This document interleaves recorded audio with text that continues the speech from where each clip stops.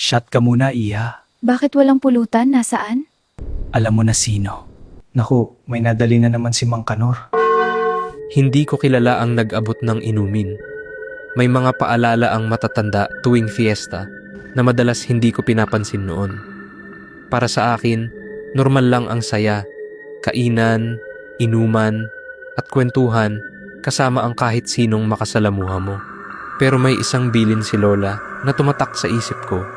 Kahit hindi ko siya sineryoso, sabi niya, Huwag kang basta iim sa fiesta, lalo na kung hindi mo kilalang nag-abot.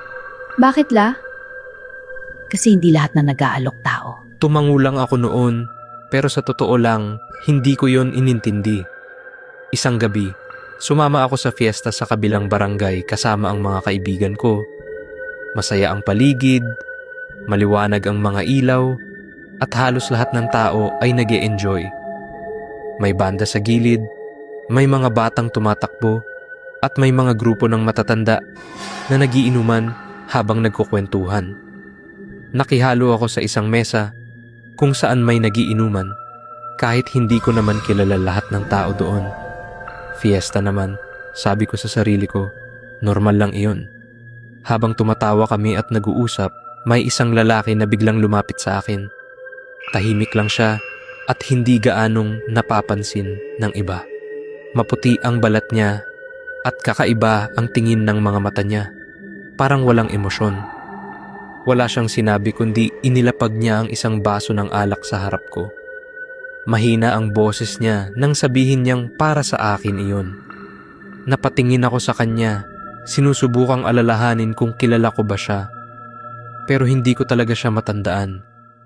Dahil ayokong maging bastos at dahil fiesta naman, tinanggap ko ang inumin at nagpasalamat. Uminom ako ng hindi nag-iisip. Sa unang lagok, normal lang ang lasa. Pero pagkalunok ko, may kakaibang pakiramdam na agad akong naramdaman. Parang may malamig na dumaan sa lalamunan ko pababa sa dibdib. Hindi ko yun pinansin at itinuloy ko lang ang pakikipagkwentuhan. Pero ilang minuto lang ang lumipas. Napansin kong parang umiikot ang paningin ko. Hindi iyon simpleng hilo. Parang may kumakapit sa ulo ko. Parang may bumabalot sa isip ko. Napahawak ako sa mesa dahil pakiramdam ko mawawala ako sa sarili. Unti-unting nag-iba ang paligid. Ang mga boses ng tao parang lumalayo. Ang ilaw parang kumikislap. At ang mga taong kasama ko biglang tumahimik. Pagtingin ko sa kanila, lahat sila nakatingin sa akin. Hindi sila kumukurap. Hindi sila gumagalaw. Nakaupo lang sila at nakatitig. May nagsalita. Tinanong kung ayos lang daw ba ako. Pero kahit narinig ko ang boses, hindi ko nakita na gumalaw ang bibig niya. Doon ako kinabahan ng tuluyan. Bumilis ang tibok ng puso ko at napatingin ako sa sarili kong kamay. Nanginginig ito pero hindi dahil sa takot. Parang may ibang gumagalaw sa akin. Biglang umangat ang kamay ko kahit hindi ko iyon gustong gawin. Unti-unti kong tinaas ang baso ng alak. Pilit kong pinipigilan pero hindi ako ang may kontrol. Parang may ibang puwersa na humahawak sa katawan ko. Doon ko narinig ang isang bulong sa tenga ko. Mahina pero malinaw.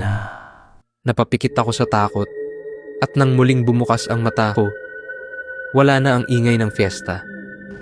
Tahimik na ang paligid. Wala ng tao. Wala ng ilaw. Ako na lang ang natira sa mesa. Sa harap ko, nandoon ang lalaki na nag-abot ng inumin. Nakatingin lang siya sa akin at nakangiti. Pero ang ngiti niya ay hindi normal. Parang may tinatagong masama. Dahan-dahan siyang lumapit. Pero hindi siya naglalakad. Parang dumudulas lang siya sa lupa.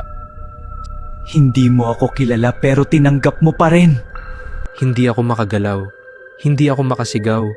At parang nakakulong ako sa sarili kong katawan habang papalapit siya ng papalapit. Nang halos magkatapat na ang mukha namin, napansin ko ang mga mata niya. Walang buhay. Walang laman. Parang hindi tao. Bumulong siya na mula noon, siya na raw ang may hawak. Biglang nagdilim ang paningin ko. Pagmulat ko, nasa kwarto na ako sa bahay namin. Nakahiga ako at pawis na pawis. parang galing sa masamang panaginip. Pumasok si Mama Ayos ka lang ba? dahil kanina pa raw akong tulala. Gusto kong magsalita, gusto kong sabihin ang nangyari, pero hindi ko magawa.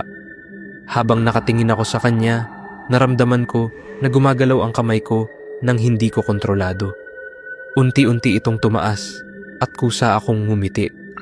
Hindi iyon ang ngiti ko. Sa loob ng isip ko, may narinig akong pamilyar na bulong na nagsabing manahimik na lang ako dahil siya na ang bahala. Doon ko naalala ang bilin ni Lola. Hindi lahat ng nag-aabot sa'yo sa fiesta ay tao. At minsan, isang baso lang ng inumin ang sapat para tuluyan kang mawala sa sarili mo.